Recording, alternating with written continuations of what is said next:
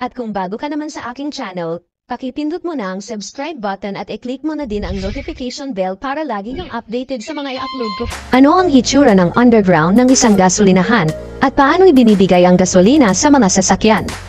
Sa katunayan, sa ilalim ng lupa sa isang gasolinahan, mayroong ilang malalaking tangke ng gasolin na nagsisilbing pang-araw-araw na imbakan ng gasolina.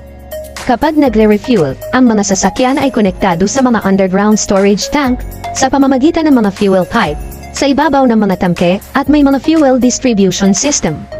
Kapag nagre-refuel ang isang sasakyan, idinidirekta ang gasolina sa pamamagitan ng mga hose at fuel nozzle sa tangke ng gasolina ng sasakyan.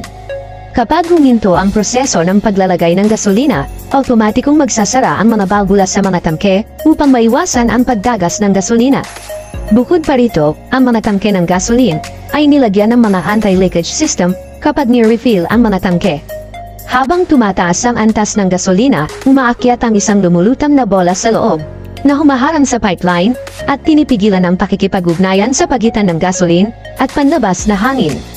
Samantala, dahil sa sobrang pabago-bago ng gasolina, maraming sensor ang naka-install sa loob upang makita ang anumang pagdagas ng gasolina.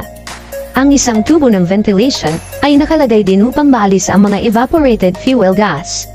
Dahil ang mga tangke ng imbakan sa ilalim ng lupa ay idinisenyo bilang mga tangke ng presyon ng atmosfera, kailangang ilabas ang mga labis na singaw. Mayroon ding oil vapor recovery device.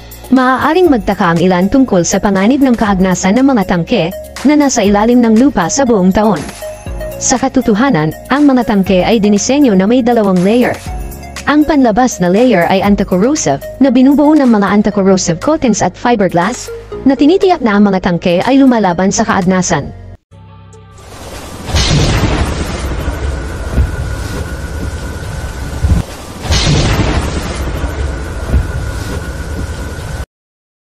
At kung bago ka naman sa aking channel, pakipindot mo na ang subscribe button at i-click mo na din ang notification bell para lagi kang updated sa mga i-upload ko pang